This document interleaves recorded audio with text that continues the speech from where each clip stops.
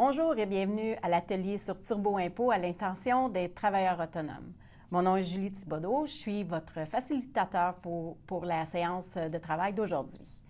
Je vais faire un petit historique de qui je suis. En fait, je travaille pour Turbo Impôt depuis les 20 dernières années. J'ai passé les premières années à travailler à l'implantation des calculs et aussi à la qualité des calculs.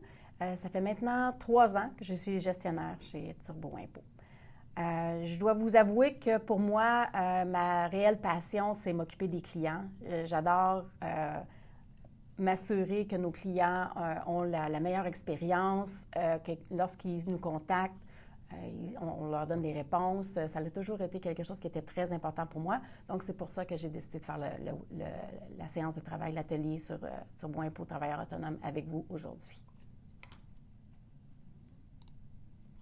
Donc, le programme de la journée, c'est pas très compliqué. On va premièrement déterminer si vous êtes un travailleur autonome. En fait, savoir si on est un travailleur autonome, il y a différentes terminologies qui est utilisée à savoir si on est des travailleurs autonomes. Donc, on va passer au travers de ces différentes terminologies-là qui nous aideront à déterminer si vous êtes vraiment un travailleur autonome. La deuxième partie sera les obligations du travailleur autonome à la période des impôts. Donc, il y a différentes choses à vérifier lorsqu'on est travailleur autonome. Comment simplifier la préparation des impôts? Donc, bien sûr, on va vous présenter le logiciel, comment que nous, on vous aide à la préparation. Comment soumettre une déclaration avec Turbo Impôt travailleur autonome. Donc, encore une fois, on va vous montrer jusqu'à la fin comment faire. Ensuite, il y a les conseils et les mythes qui sont reliés aux travailleurs autonomes. C'est toujours un peu épeurant quand on se dit travailleur autonome. Il y a beaucoup de choses à penser. Il y a on a des idées préconçues. Nous, on va passer au travers de ça, puis on va vous montrer que c'est facile quand même. Et à la toute fin, on aura une période de questions. Donc, suis-je un travailleur autonome? En fait, on va commencer par voir qu'est-ce que c'est la définition de travailleur autonome. Dans les dernières années, on a vu une augmentation marquée du nombre de travailleurs autonomes au Canada. Il a été estimé que d'ici 2020, près de la moitié de la force ouvrière canadienne sera à un moment ou à un autre un travailleur autonome. En fait, c'est un peu dû au fait que la technologie fait en sorte que c'est maintenant plus facile de avoir son propre revenu de travail à l'extérieur d'un emploi régulier. Si on pense juste à écrire des blogs ou à vendre des choses sur Internet, être pigiste, des choses comme ça, ça fait en sorte qu'à un certain moment de notre vie, on peut être considéré comme un travailleur autonome. Comme il y a différentes façons de gagner du revenu de travailleur autonome, c'est très commun pour plusieurs personnes de ne pas réaliser que les revenus qu'ils font sont en fait de cette nature-là et qu'il faut absolument les déclarer sur la déclaration de revenus. Mais vu qu'on ne reçoit pas nécessairement un T4 ou un relevé 1, donc il faut s'assurer de savoir comment le déclarer. Donc, je pourrais vous donner quelques exemples de travailleurs autonomes. Ça réfère généralement à un revenu qu'on a gagné dans une entreprise et qui devait être gagné dans le but de faire un profit. Les personnes, ça ne veut pas nécessairement dire que c'est des personnes qui sont travailleurs autonomes à 100 %. Certaines d'entre elles sont effectivement travailleurs à 100 %. Donc, j'ai ma propre entreprise, je m'occupe de faire les services, j'envoie les factures à mes clients, j'ai des dépenses qui sont encourues pour ça. Mais il y en a d'autres choses qui sont peut-être un petit peu, qu'on n'est pas nécessairement au courant qu'on est travailleur autonome, spécialement quand on reçoit un formulaire T4A, il y a souvent des conceptions peut-être incorrectes par rapport à ça, où est-ce qu'on se dit, mais j'ai reçu un feuillet, donc je ne suis pas travailleur autonome. En fait, dans les faits, oui, si vous faites des contrats comme ça, ici et là, vous êtes considéré comme un travailleur autonome. Donc, dans le but de ce séminaire-là, c'est ce qu'on va voir, c'est ce qu'on va passer au travers. On va vous donner différents exemples, on va vous aider à compléter la déclaration et on va vous montrer comment le déclarer les revenus au gouvernement. Donc, si on regarde ça, voici les répercussions en matière d'impôts. En plus de produire les formulaires d'impôt d'usage, vous devez déclarer vos dépenses et vos revenus qui sont reliés au travail autonome, entre autres sur le formulaire T2125. Ça, c'est le formulaire qu'on utilise au niveau du fédéral. Mais on a aussi le TP80 qui est au niveau du Québec, qui se remplit de toute façon automatiquement quand on fait notre déclaration de revenus. Vous avez également l'obligation de remplir, vous allez devoir en fait payer une cotisation à la Régie des rentes du Québec et au régime québécois d'assurance parentale. Ces deux contributions-là sont calculées automatiquement par le logiciel.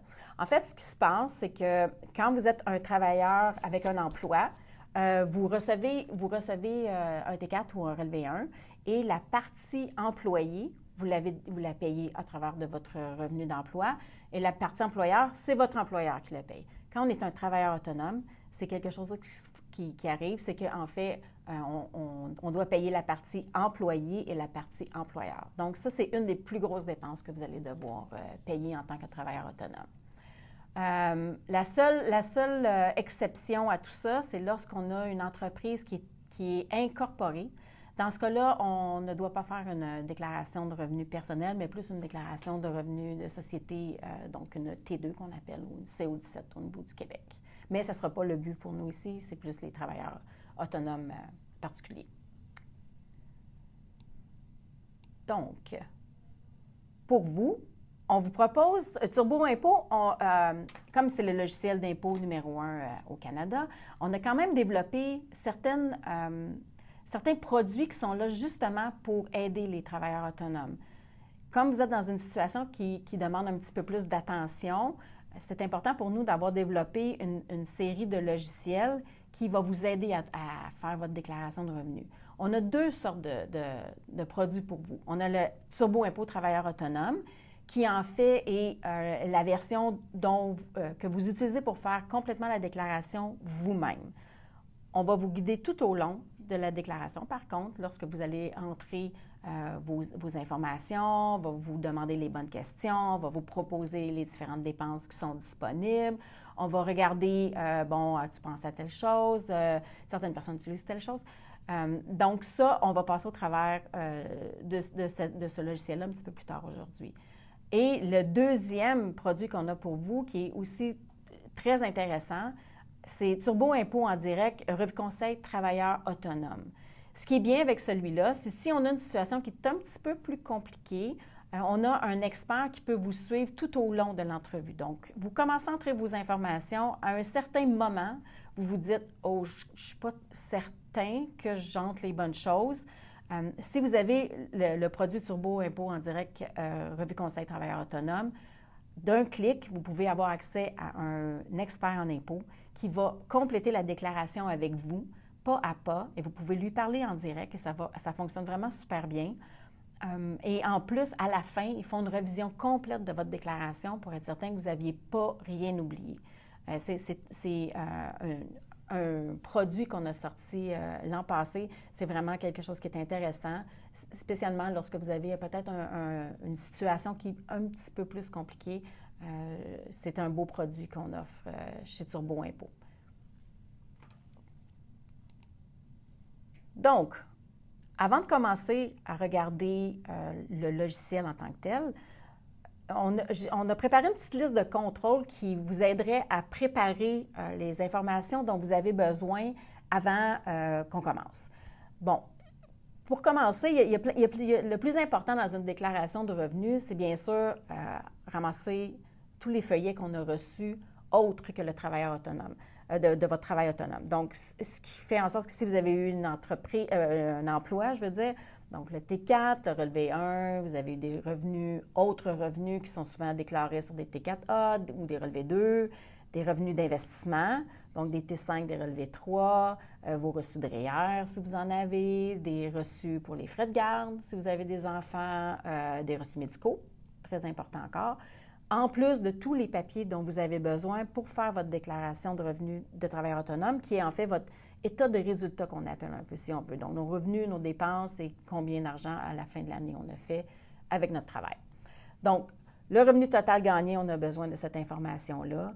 Toutes les reçus, les factures, les relevés de toutes les dépenses déductibles qu'on a fait pour gagner le revenu d'entreprise. Ça, c'est la partie qui est peut-être la plus compliquée à tenir à jour. Et ça, on va en parler tout de suite après cette étape-ci, mais c'est la partie, je crois, qui est la plus importante. Vous allez avoir besoin de votre kilométrage de votre voiture. Si vous avez dû utiliser une voiture pour gagner du revenu, votre numéro d'assurance sociale, bien sûr, et toutes les informations de base, votre date de naissance, votre nom tel qu'il apparaît chez Revenu Canada, à l'Agence de Revenu du Canada ou chez Revenu Québec, c'est très important. Tous les autres documents fiscaux que vous aurez besoin, souvent on oublie les avis de cotisation, ces choses-là pour avoir les soldes d'année antérieure. Et bien sûr, le montant total de TPS-TVQ que vous avez perçu pendant l'année. Comme je disais, on va maintenant regarder toutes les dépenses déductibles d'impôts pour vous assurer que vous alliez chercher vraiment réduire au maximum votre revenu gagné. Bon, on considère que déjà gagner du revenu de travailleur autonome, de tenir à jour tous nos reçus, d'entrer toutes nos dépenses, toutes ces choses-là, c'est déjà beaucoup de temps et d'efforts. Donc, faire l'impôt, ça nous tente plus ou moins parce que c'est compliqué, puis on voit ça comme une grosse montagne. Moi, je ne vois pas ça nécessairement comme ça, plus qu'au moins on sait, on a une idée nous-mêmes de combien on a gagné et aussi comment on a dépensé. Donc, ça nous donne un plus grand contrôle à savoir où est-ce qu'on s'en va avec notre entreprise. Donc, il y a différentes choses qu'on peut regarder pour dépenser.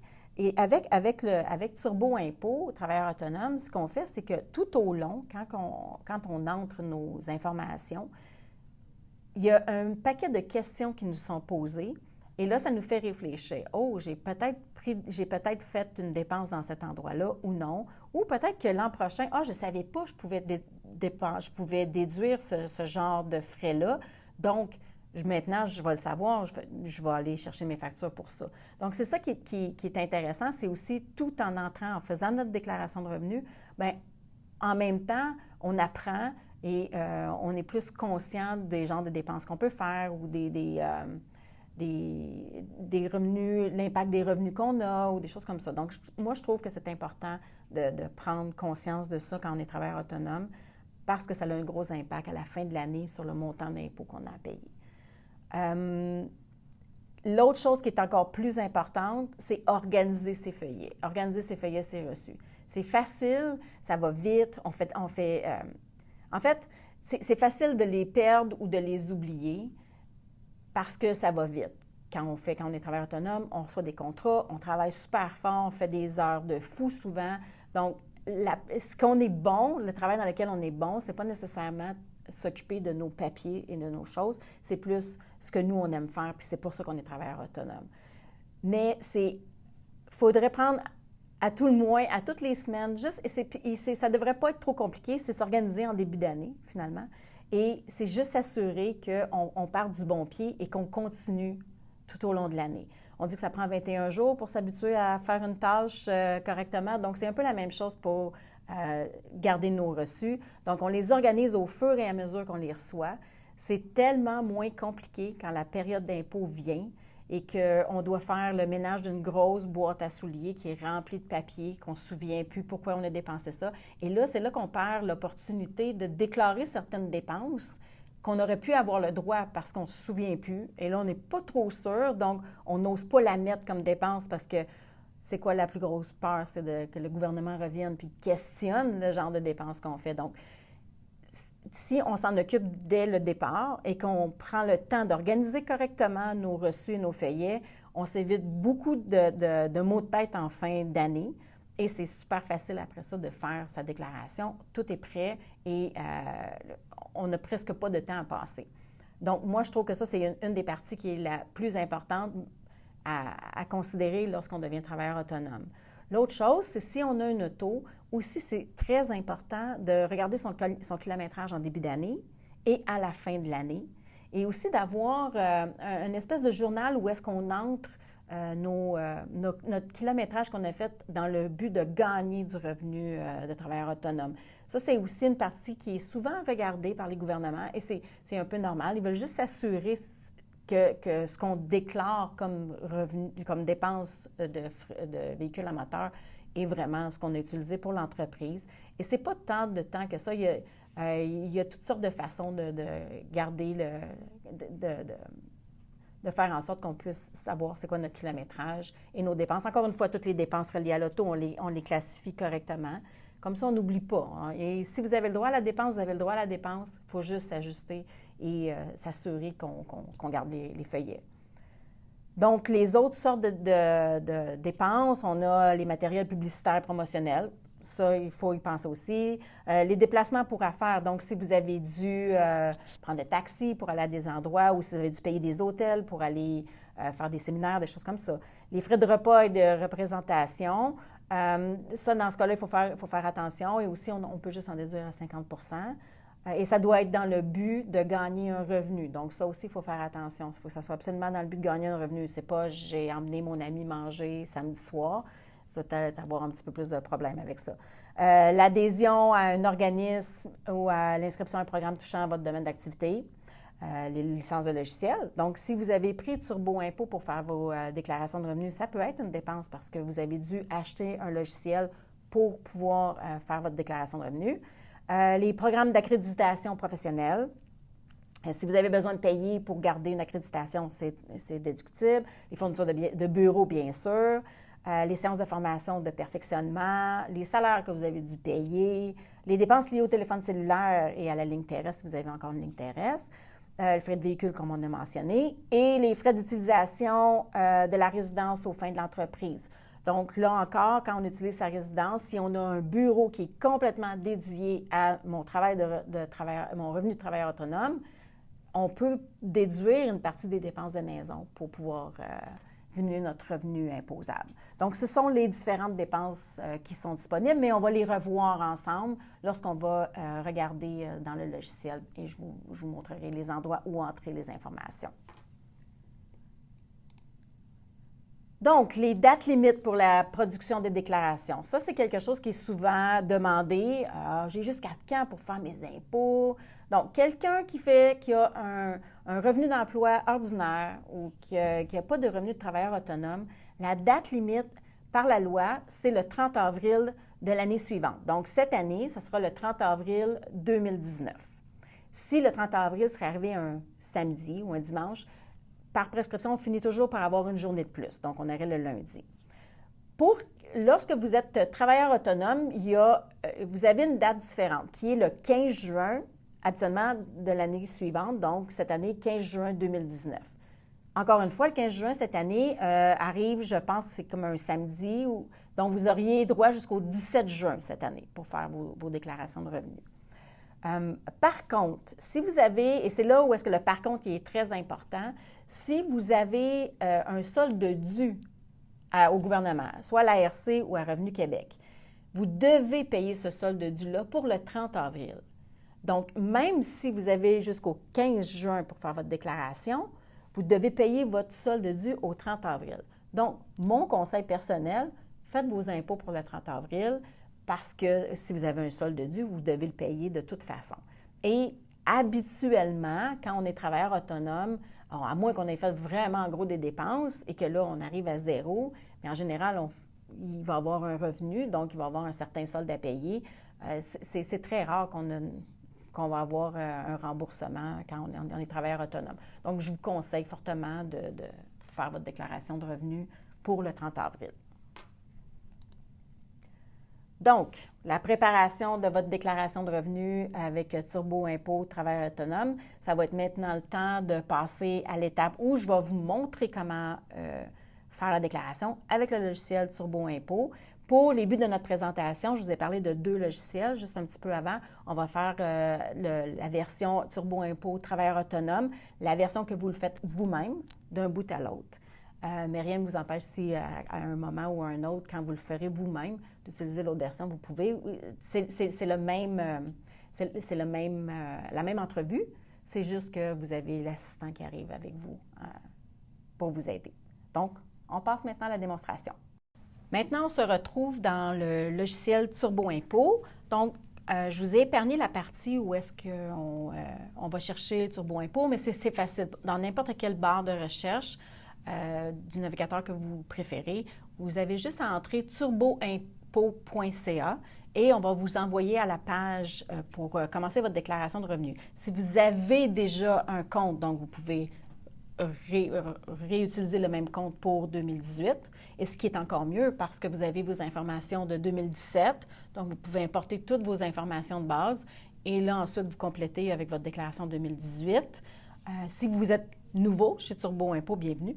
Donc, on vous donne accès, on va vous montrer comment, en fait, c'est assez simple. Vous cliquez sur un bouton, on dit « Je veux faire ma déclaration 2018 », on vous demande de créer un compte. Mais pour le but de la présentation, j'ai déjà créé mon compte, j'arrive ici et j'ai choisi, moi, automatiquement, quand j'ai fait ma déclaration, j'ai choisi de prendre Turbo Impôt travailleur autonome, qui est juste ici, qu'on le voit juste ici. Je continue, donc je réutilise mon compte.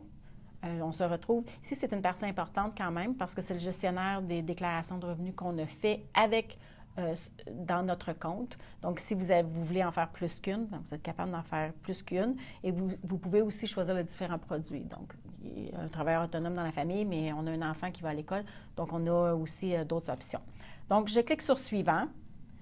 Moi, j'ai déjà commencé ma déclaration de revenus pour que ça aille un petit peu plus rapidement. Donc, il y a une portion au début où est-ce que vous entrez vos informations et ce sont les informations de base. Donc, votre nom, votre adresse, le numéro de centre social, la date de naissance. Si vous avez, est-ce que c'est la première fois que vous faites une déclaration avec l'Agence du revenu du Canada? C'est des différentes questions que le gouvernement demande à ce qu'on vous pose pour qu'ensuite, après ça, ils puissent vous identifier. Et en fait, ce qui est le plus important dans tout ça, je trouve que c'est vraiment s'assurer que les données que nous, on entre, c'est exactement les données qui sont dans les gouvernements. J'en ai parlé un petit peu plus tôt tantôt, et c'est important que ce que vous avez entré corresponde exactement à ce qu'eux, ils ont dans leur base de données. Parce que vous allez avoir de la difficulté à envoyer votre déclaration si vous n'avez pas la même chose. Ce qui est une bonne chose, et ce que je vous encourage fortement à faire avant de faire une déclaration de revenus, c'est d'aller vous inscrire à mon dossier de l'Agence du revenu du Canada et aussi à mon dossier avec Revenu Québec. C'est là où est-ce que vous allez voir ce qu'ils ont comme renseignements sur vous. Et si vous avez des changements à faire, c'est important de les faire avant de faire sa déclaration. Comme ça, on part avec tout le monde avec les mêmes informations et c'est ce qui va faire en sorte que votre expérience va être grandement bonifiée. Donc, moi, je suis arrivée, j'ai rentré mes informations de départ, mes informations personnelles. On se retrouve dans le profil de votre déclaration de revenus. Ce qu'on fait, c'est qu'on va vous poser différentes questions. Donc, la première question qui demande, c'est « Avez-vous des revenus et des dépenses reliés au travail? » Donc, le travail, en général, c'est « Est-ce que je travaille? » Bon, ça peut être un revenu avec un employeur, mais c'est aussi « Est-ce que j'ai mon propre travail à moi? Je suis travailleur autonome. » Donc, dans mon cas, je dis « Oui, j'ai travaillé et j'étais un travailleur autonome. » Donc, j'étais un de dans ces catégories-là. Et travailleur autonome, c'est assez large. Ça implique les pigistes, les entrepreneurs, des professionnels comme les comptables, des dentistes, des personnes qui font partie d'un ordre professionnel. Ça peut être aussi les personnes rémunérées à commission, ça peut être des agriculteurs, des personnes qui ont des entreprises de pêche. Donc, une des choses que vous allez retrouver souvent dans le logiciel Turbo Impôt, c'est des liens bleus, comme ici. Les liens bleus, ce que ça fait, c'est que ça vous donne accès à des informations supplémentaires. On appelle ça des définitions supplémentaires, de l'aide, si vous voulez. Donc, suis-je un travailleur autonome? Encore une fois, on vous donne quelques directives qui vont vous aider à savoir si vous êtes travailleur autonome ou pas. Donc, ça, c'est important à se souvenir et c'est à portée d'usage, c'est facile à utiliser, donc ça nous donne quand même une bonne idée pour nous aider. Moi, je clique ici, j'étais travailleur autonome. Donc, en faisant travailleur autonome, ce que ça me dit, il me pose d'autres questions. Est-ce que tout mon travail, mon revenu d'un travailleur autonome était déclaré sur un T4 ou un T4A? C'est un peu la portion, j'ai parlé aussi un petit peu auparavant, où est-ce que les personnes qui reçoivent des T4A, souvent, ils ont fait un petit contrat chez un, chez l'autre, et là, l'entreprise va vous donner un T4A. Pour vous, si vous recevez ce genre de feuillet-là, vous vous dites « Ah, ben, j'ai juste besoin de l'entrée, j'ai rien à faire. » Pas nécessairement, parce que si c'est un T4A qui s'est écrit que c'est un revenu qui vient de commission ou un revenu de pige ou de contrat, vous allez être considéré par les gouvernements comme un travailleur indépendant, un travailleur autonome. Donc, c'est important de rapporter, de rentrer l'information et nous, tout ce qu'on va vous faire, c'est « Ah, parfait, tu as un T4A avec ce champ-là, avec ce montant-là, on va vous montrer plus tard. OK, ici, il faut que tu remplisses la portion d'information de ton entreprise et ensuite, tu pourras envoyer ta déclaration. Et si vous avez fait des dépenses qui étaient reliées à ce revenu-là, bien, c'est aussi, vous pouvez les entrer au même moment. Donc, moi, dans mon cas, j'ai une entreprise que j'ai utilisée moi-même, que j'ai faite moi-même. Et là, je dis, j'ai des dépenses aussi à déclarer dans ce revenu-là et je dois choisir ma province. Et j'ai dit, moi, ma province, c'est le Québec. Ensuite, si vous aviez d'autres sortes de revenus. Vous pouvez cliquer tous les revenus. Ici, si vous avez d'autres revenus de prestations scolaires, des pensions alimentaires, des choses comme ça, vous pouvez les choisir aussi. Dans mon cas, je vais dire non, j'en ai pas. Ensuite, il y a toutes sortes d'autres choses. Est-ce que j'ai eu un REER? Là, vous pouvez aller dans la section REER. Est-ce que vous avez reçu des revenus de retraite? Est-ce que vous avez un régime d'accession à la propriété ou des revenus de placement? Vous pourriez cliquer sur « Oui » sur une de ces questions-là, aller vérifier ce qui s'applique à vous, et là, on continue. Encore une fois, dans mon cas, moi, je vais m'en tenir à dire que j'ai un revenu de travailleur autonome. Toutes les autres questions, vous passez au travers de ces questions-là. Vous prenez votre temps parce que ce bout-là de votre déclaration de revenus, ça va déterminer quelles sont les étapes suivantes qui vous seront présentées. Donc, peut-être que ça prend un petit peu plus de temps à lire, mais ça vous donne une bonne idée de qu'est-ce que vous avez accès. Donc, moi, je pense que vous devriez prendre un petit peu plus votre temps, vous assurer que vous avez coché tout ce qui s'applique à vous. Donc, j'ai passé au travers de mon profil. Si j'ai un sommaire qui me dit « OK, vous avez des revenus des dépenses reliées au travail, vous avez des revenus des dépenses d'emploi », on va descendre plus bas. Donc, je clique sur « Suivant » et « Suivant encore ». Donc, ici, si j'avais à faire pré-remplir ma déclaration, je pourrais passer par ici et quand c'est disponible, donc c'est disponible en même temps qu'ImpoNet sera disponible, vous pourriez passer par ici. On continue. Donc, je suis arrivée à la première étape pour la déclaration de revenus de travailleurs autonomes. Il y a beaucoup d'informations qui vous sont données, puis c'est des informations, vous allez dire « Oh, c'est beaucoup à lire ». C'est pas nécessairement beaucoup à lire. Et si ça peut vous rassurer, prenez le temps de bien le lire. Quand on s'installe pour faire une déclaration de revenus, il ne faut pas être pressé nécessairement. Asseyez-vous avec un bon café, là, puis préparez vos affaires, vous êtes installé, puis vous êtes juste content d'aller faire votre déclaration de revenus. Il ne faut pas trop se presser là-dedans. Donc, même s'il y a gros des informations, prenez le temps de bien les lire. On clique suivant parce que j'ai des revenus de travailleurs autonomes. Donc, moi, dans mon cas, il y a toutes sortes de différentes sortes de revenus, comme je vous disais, donc les avocats, comptables, les ingénieurs, les vendeurs autonomes, de l'agriculture, de la pêche. Dans notre cas à nous, on va regarder plus où est-ce qu'on a toutes sortes d'autres revenus de travailleurs autonomes. Donc, on choisit ici, je suis chauffeur ou peu importe, ou tout autre type de travailleur autonome. Donc, je clique sur « Suivant ». Donc, ce qu'on vous dit, encore une fois, c'est la liste de contrôles qu'on a un petit peu regardé auparavant, où est-ce qu'on disait, bon, ça vous prend votre nom, l'adresse de votre entreprise ou travailleur autonome. Et souvent, des personnes, ils n'ont pas nécessairement un nom d'entreprise tel quel. Vous avez juste entré votre propre nom. C'est correct. Vous n'êtes pas obligé d'avoir un nom en tant que tel. Vous pouvez entrer votre propre nom, ça fonctionne. L'adresse, si c'est chez vous, vous entrez votre adresse. Si vous avez un endroit ailleurs que vous louez un local, vous entrez l'adresse du local. Vous avez besoin de tous vos reçus, vous avez besoin de tous les revenus, de toutes vos factures que vous avez facturées, que vous avez les rentrées d'argent. Tous les actifs, si vous avez dû acheter des ordinateurs, si vous avez dû acheter du matériel de bureau, si vous avez des plus gros articles, que vous pouvez aller chercher de l'amortissement dessus. Donc, ça aussi, vous gardez toutes les factures. Toutes les dépenses qui sont reliées au véhicule à moteur, comme on a dit un petit peu auparavant. Et si vous avez une partie de votre domicile qui est utilisée pour gagner votre revenu, bien, encore une fois, on va s'arranger pour aller chercher tous les reçus qui sont correspondants à ça. Première première étape où est-ce qu'on commence à entrer de l'information. Bon, généralement, votre période qui couvre votre travail, c'est toujours du 1er janvier au 31 décembre. C'est la période de l'année parce qu'on fait toujours sa déclaration de revenus du 1er janvier au 31 décembre. Il y a eu certaines personnes à une certaine époque, on a commencé, admettons, j'ai commencé, c'est ma nouvelle, je viens de commencer une nouvelle entreprise. Je l'ai commencé le 15 août 2018. Donc, pour votre premier exercice, vous diriez, j'ai commencé du 15 août au 31 décembre. Et l'an prochain, lorsque vous revenez, là, vous dites, j'importe mes données de l'an passé.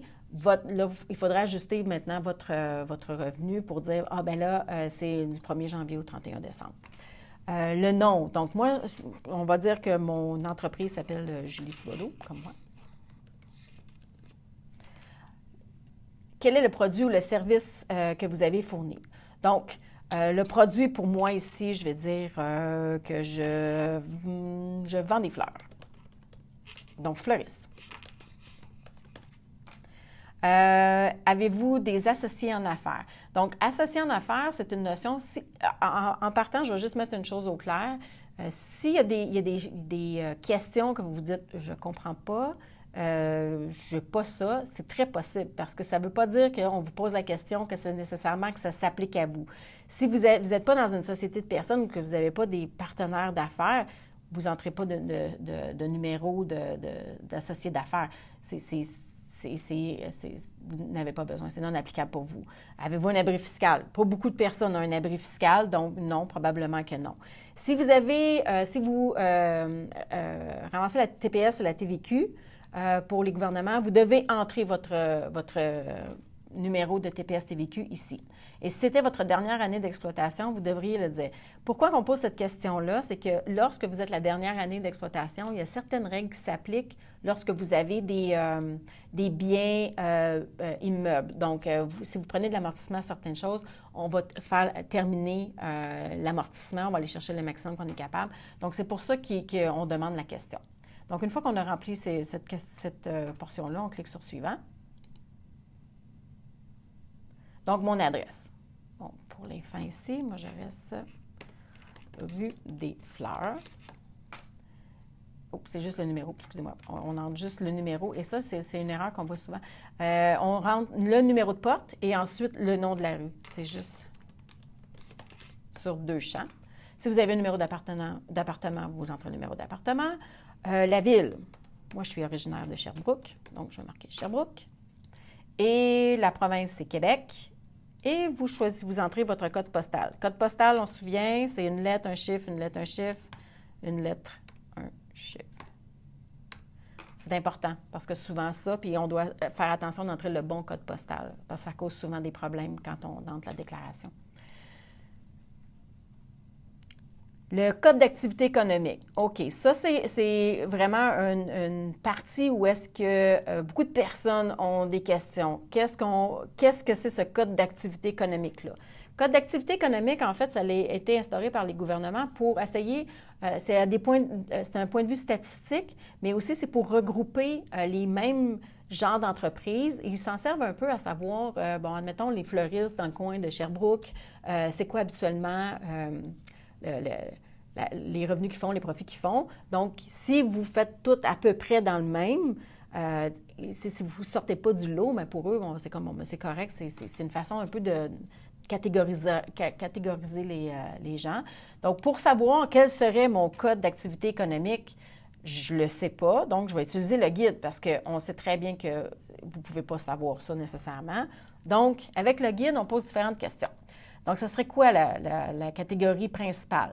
Moi, ce serait de la vente. Donc, je dirais vente. Et maintenant, je clique sur suivant. Et donc, la sous-catégorie, est-ce que c'est des articles ménagers, la nourriture, magasin de détail, des ventes en direct? Donc, vous le sauriez. Vous, c'est quoi? Moi, je vais dire vente directe. Et ensuite, bon, est-ce que c'est marchand? Autre établissement de vente directe. Donc, dans mon cas, il n'y a rien qui s'applique là. Donc, moi, je dirais un autre établissement de vente directe parce que je vends des fleurs. Donc, j'y vais et je clique « Suivant ». Et le code est entré pour moi. Donc, je n'ai pas besoin de chercher plus longtemps que ça. Si vous voulez passer au travers des différents codes, tout est détaillé pour vous, donc ce n'est pas si compliqué que ça.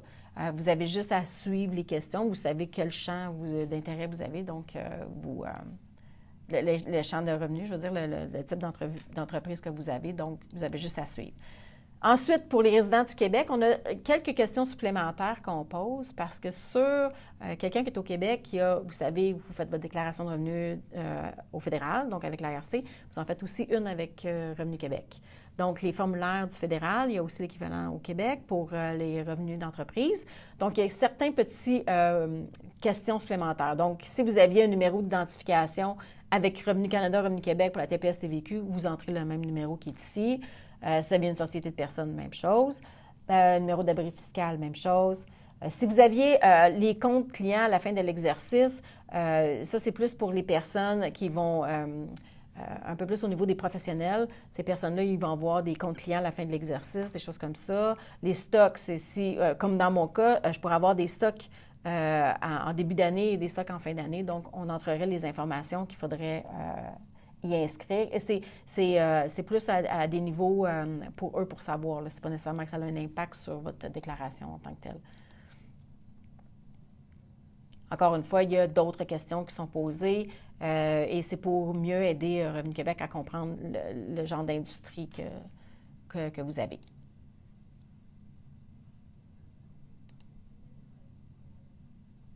Donc, avez-vous fait un rajustement de fin d'exercice?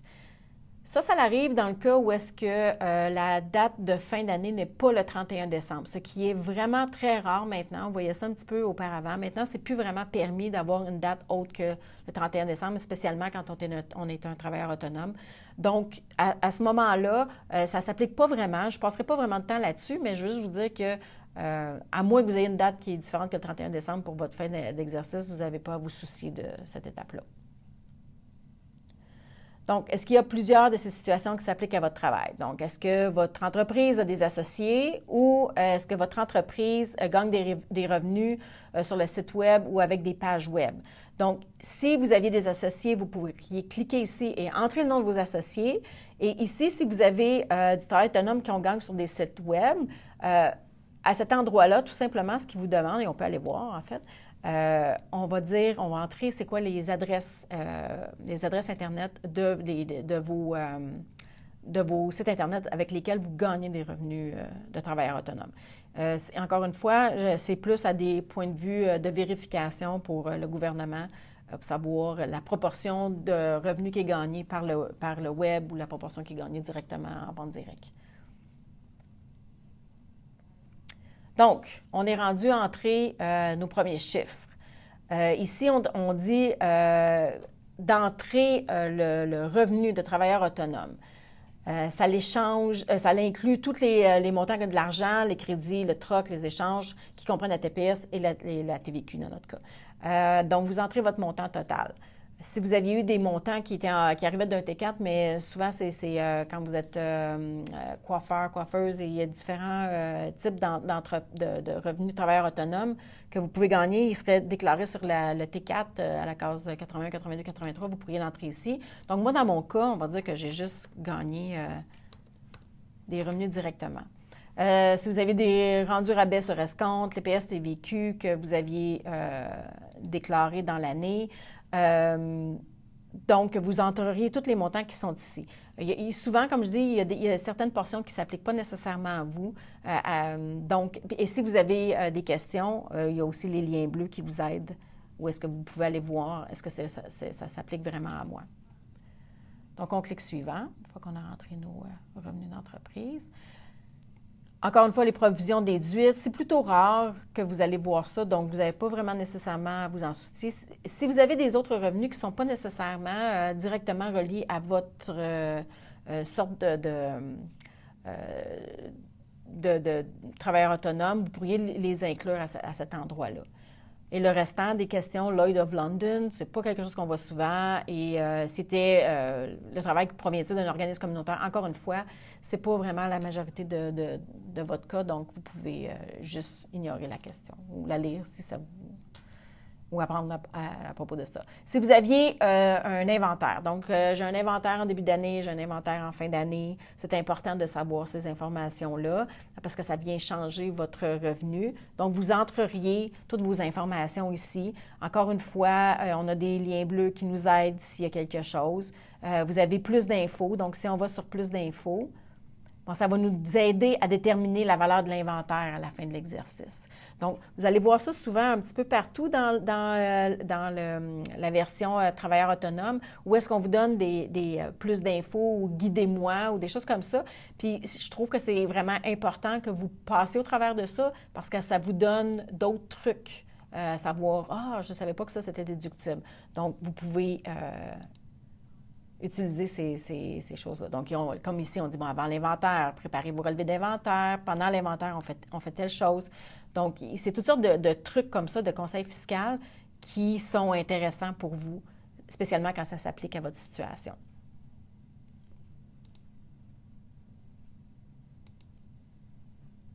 Donc, on a entré l'inventaire. On clique sur « Suivant ». Est-ce que j'ai eu des frais de véhicule à moteur qui étaient reliés à mon travail?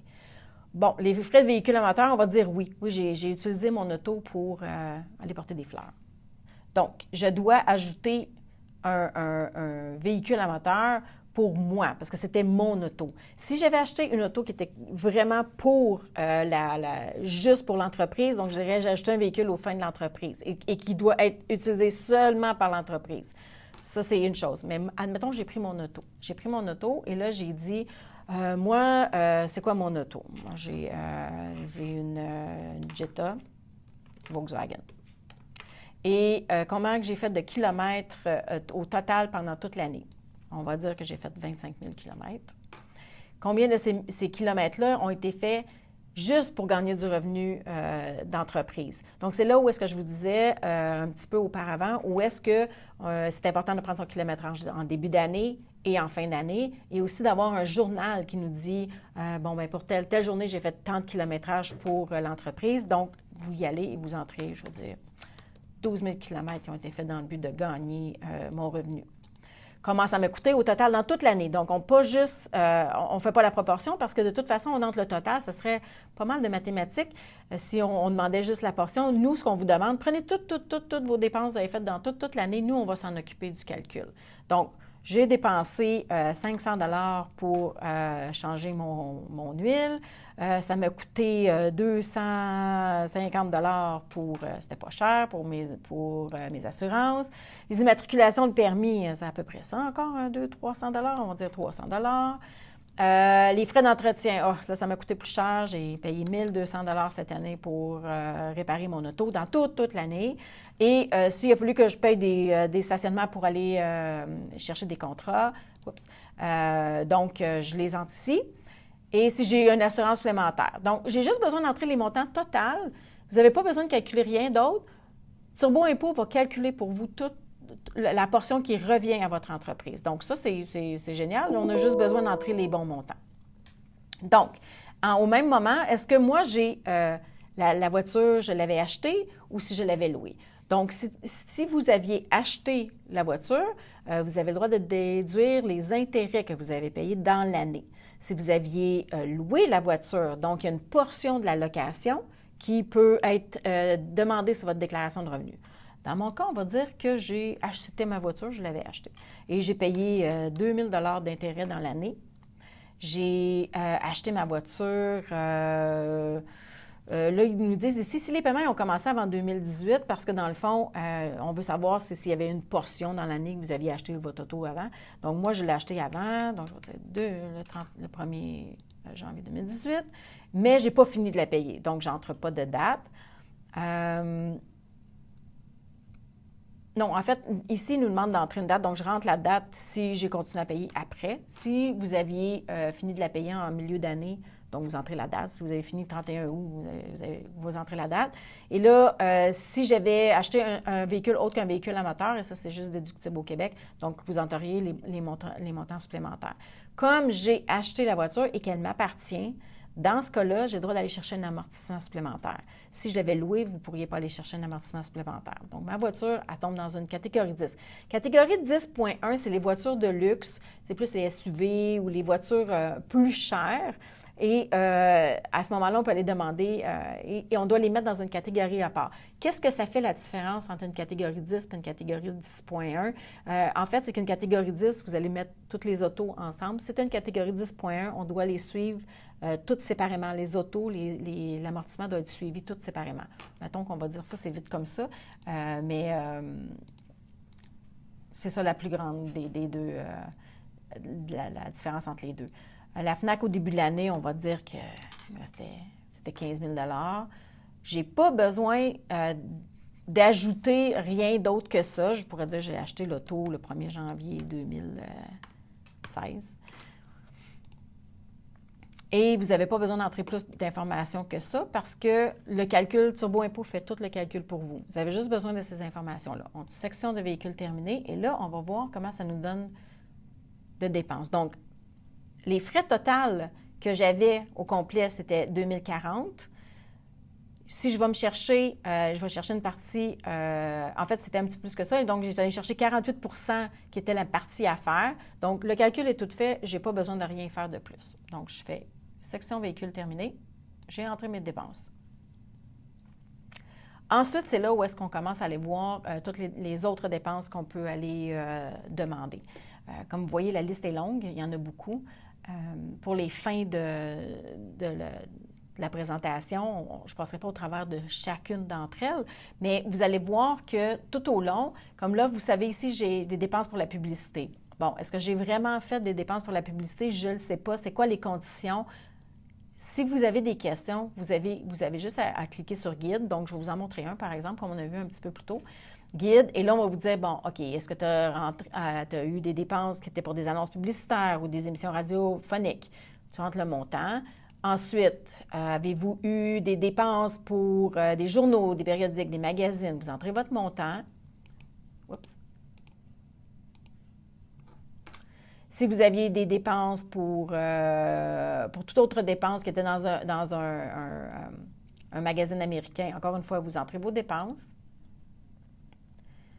Et s'il y en avait qui étaient destinés pour les marchés aux Canadiens dans des émissions étrangères, vous entrez vos dépenses aussi. Et là, il y a un calcul qui se fait pour vous. Et là, on va vous dire, OK, voici tout le montant des dépenses qui était déductible à 100 %, la partie qui était à 50 % ce qui n'était pas déductible, et le total de vos dépenses déductibles est le suivant. Donc, c'est ça qui est intéressant. En vous posant les questions directement puis en divisant un poste de dépenses en plus petits morceaux, vous êtes capable de savoir exactement le genre de frais que vous êtes capable d'aller chercher ou le genre de déduction que vous pouvez déduire. Donc, on y va encore une fois avec les mêmes choses, les repas, les frais de représentation. Ensuite, on a les différentes déductions vont vous apparaître dans une étape différente. Il va y avoir un guide pour chaque. Donc, c'est plus facile pour vous d'aller voir le genre de dépenses, mais vraiment concentré avec l'étape en question.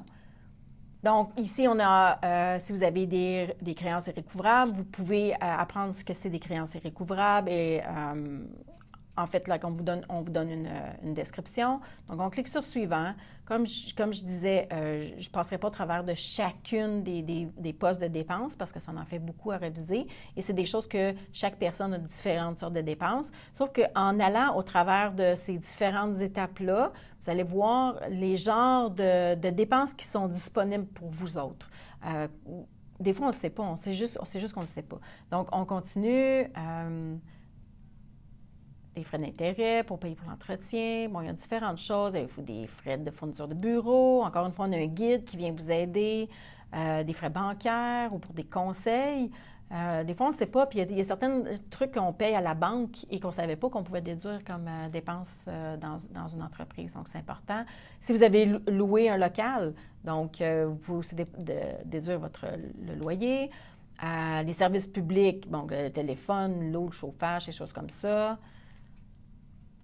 Et si vous avez tout autre type de dépenses, et là, avec le guide, celui-là, ce qui est intéressant, c'est justement, il va vous dire qu'est-ce qu'on veut dire par tout autre type de dépenses. Donc, vous n'avez pas besoin d'aller nécessairement dans le guide des gouvernements et de dire « Oh, OK, je vais aller lire tout ce qu'ils veulent dire par là ». Nous, on vous donne toutes les informations. Et comme je dis, pour l'an prochain, ça nous donne une bonne idée de ce qu'on est capable d'aller chercher comme dépenses. Pour le Québec, il y a une petite particularité pour le Québec, c'est que si vous avez engagé des frais pour la réparation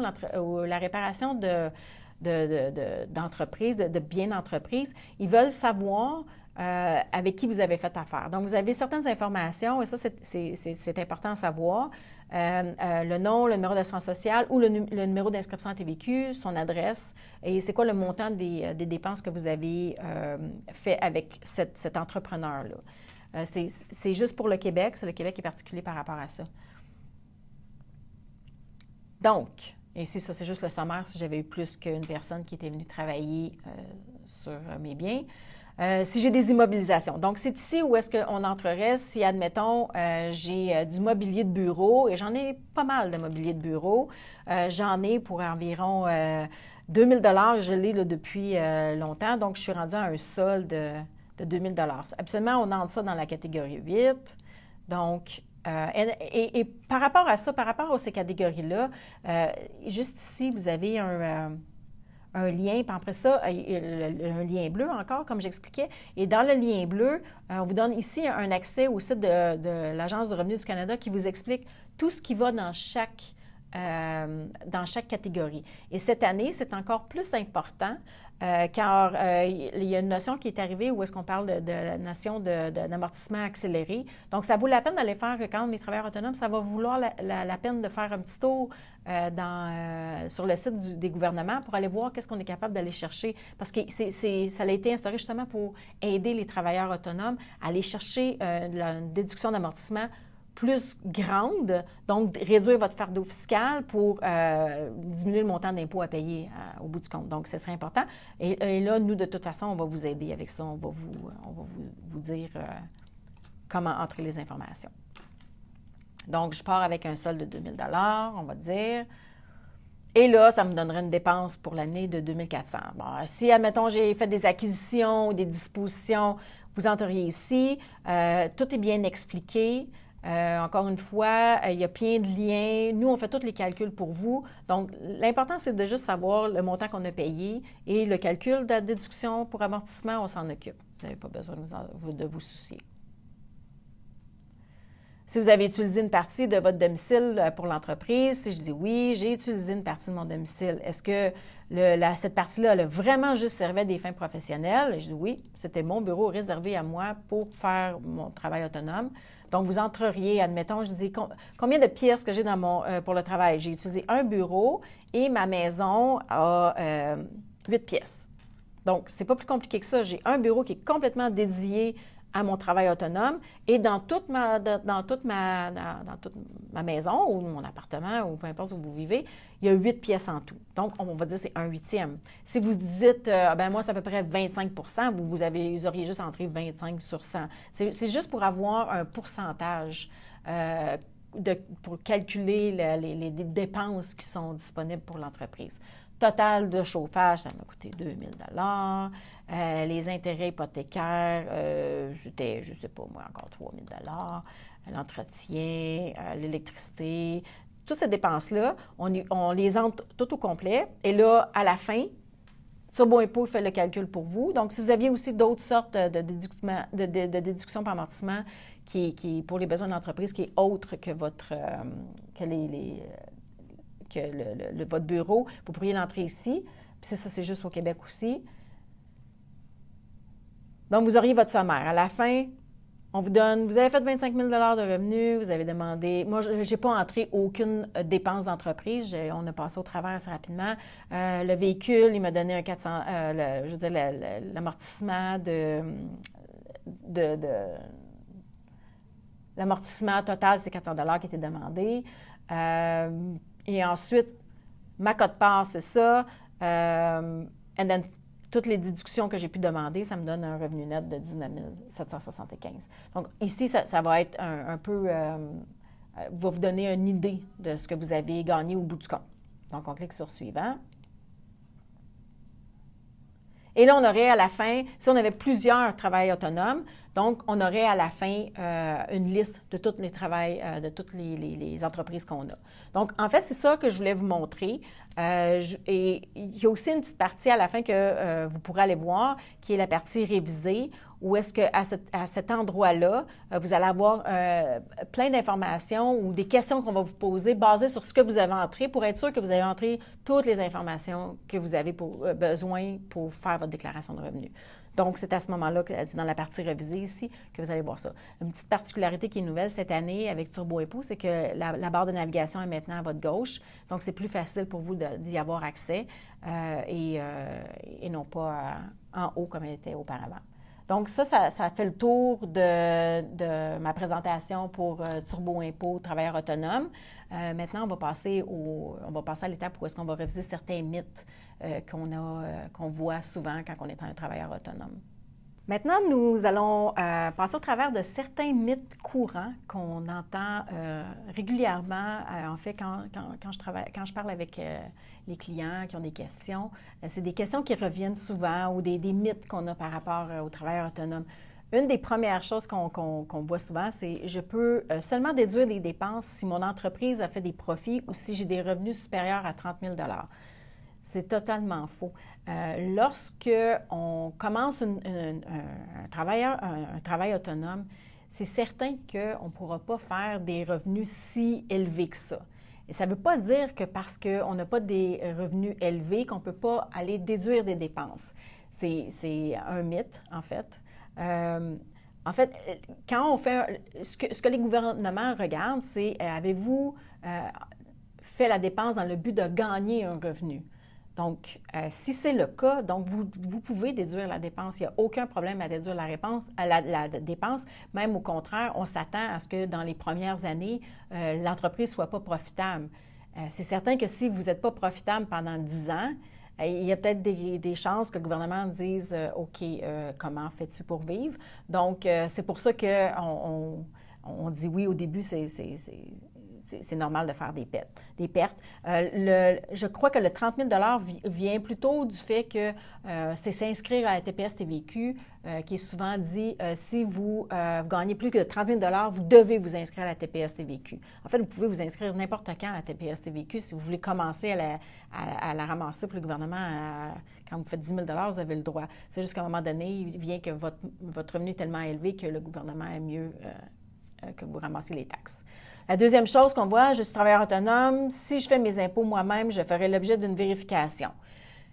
Ça, c'est pas vrai. C'est quelque chose qu'on pourrait avoir peur parce que ça a l'air un petit peu plus compliqué, mais comme vous avez vu, avec Turbo Impôt Travailleur autonome, on vous pose toutes les questions, on vous les demande déjà à l'avance, on vous aide là-dedans, on vous guide, on vous dit voici les parties qui sont vraiment importantes ou faire attention. Donc, non, ce n'est pas nécessairement vrai que vous allez faire l'objet d'une vérification. Au contraire, vous n'avez pas plus de chance qu'un autre. Je fais ce travail dans mes temps libres, je n'ai pas besoin de le déclarer puisque je ne le fais pas à temps plein. Ça aussi, c'est un mythe dans le sens que c'est très rare qu'on gagnerait un revenu et qu'on n'aurait pas besoin de le déclarer au gouvernement. En fait, ça n'arrive jamais. On est supposé de déclarer tous les revenus que l'on gagne dans l'année, peu importe la façon dont on l'a gagné. Donc, au contraire, si vous avez gagné le revenu et que vous avez eu des dépenses pour gagner le revenu, c'est à votre avantage de peut-être le déclarer, donc, si vous avez fait une perte au bout du compte. Je suis travailleur autonome et mes impôts sont trop compliqués, j'ai besoin d'un comptable, d'un CPA. Encore une fois, ça peut paraître ça parce que quand on commence, tout est vraiment comme trop, c'est beaucoup à absorber. Encore une fois, comme vous avez vu, si vous utilisez Turbo Impôt Travailleur autonome, vous êtes en contrôle de vos choses, vous apprenez ce que vous avez besoin. Et comme je disais, si ça devient un peu plus compliqué, on a aussi pour vous, travailleurs autonomes, la revue conseil, où est-ce que vous avez votre expert qui vous aide si vous sentez le besoin d'avoir quelqu'un supplémentaire. Vous n'avez pas nécessairement besoin de sortir votre auto, aller chez le comptable, ramasser les papiers. Au contraire, on s'occupe de vous à la maison. C'est tout inclus avec Turbo Impôt. J'ai des dépenses, mais ça ne vaut pas la peine d'en faire le suivi, de les déclarer. Là, ça aussi, c'est un mythe parce que s'il y a bien quelque chose que vous devriez faire attention, c'est vraiment de vous assurer que vous gardiez tous vos reçus, gardez toutes les dépenses que vous avez encourues, de bien les classer parce que vous devez les déduire. Vous avez le droit à ces dépenses-là. Donc, c'est important de les réclamer tous. Je sais que c'est un petit peu plus de travail, mais ça vaut la peine au bout du compte. L'ARC ne saura jamais que je gagne ce revenu supplémentaire puisqu'elle ne reçoit aucun document à cet effet. Ça, encore une fois, c'est un mythe, c'est à vous de juger, mais moi, en tant que de personne qui fait qui travaille dans l'industrie de logiciels d'impôt depuis 20 ans, vous êtes mieux de déclarer ces revenus-là. C'est comme ça, vous dormirez mieux pendant la nuit. Et l'autre chose, c'est que si le Revenu Canada ou Revenu Québec revient pour toute autre chose et qui se met à chercher dans vos choses et qui voit que vous aviez ce genre de revenus-là à une certaine époque, ça va vous coûter cher de pénalités et d'intérêts. Donc, moi, je trouve que c'est mieux de déclarer ces choses-là. On est clair avec les gouvernements, on dort mieux le soir. Donc, ça fait le tour à peu près des mythes courants. Il y a aussi des questions qui sont entrées un peu pendant qu'on faisait la présentation. Donc, je vais aller avec la première question qui est un peu en lien avec ce qu'on vient de parler. Je n'ai pas gardé tous mes reçus de dépenses. Qu'est-ce que je fais? Donc, comme j'ai parlé depuis le début, c'est important de garder ces informations-là, puis c'est important de les classer. Il y a une chose aussi que je pourrais rajouter par rapport à ça, c'est que maintenant, ça arrive souvent quand on reçoit les reçus, que l'encre s'efface. Et quand on arrive à la fin de l'année, on ne voit plus qu'est-ce qui est écrit sur le reçu. C'est toujours une bonne idée, c'est prendre une photo. Et c'est peut-être comme ça que vous allez finir par classer. Avec les téléphones intelligents, maintenant, c'est facile de classer ces choses-là. On les met dans notre ordinateur et on est capable de comptabiliser plus rapidement nos choses. Donc, c'est important de s'assurer que c'est une méthode, en fait, où est-ce que vous pourriez prendre des photos de vos reçus. Comme ça, au moins, si vous perdez le papier en tant que tel, vous avez la preuve sur photo. L'autre question que j'ai, c'est quoi la différence entre mon revenu brut et mon revenu net? Bon, le revenu brut, c'est tous les revenus que vous avez gagnés et le revenu net, c'est en fait après les dépenses, après avoir déduit des dépenses. Donc, c'est un peu ça, si on y va en gros, c'est un peu la différence entre les deux. Donc, c'est sur votre revenu net que vous êtes imposé et non pas sur votre revenu brut. J'ai un travail régulier qui me donne un T4 ou un relevé 1, mais j'ai aussi du revenu de travailleur autonome en même temps. Est-ce que je dois faire 2 rapports d'impôt séparément? Non, aucunement. Vous entrez tous vos revenus dans la même déclaration de revenus.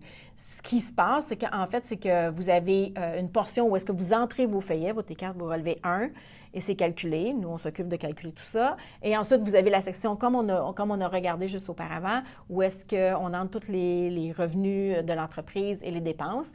Tout ça est additionné ensemble et ça vous donne à la fin le total qui vous revient ou le total à payer. Donc, c'est dans la même déclaration.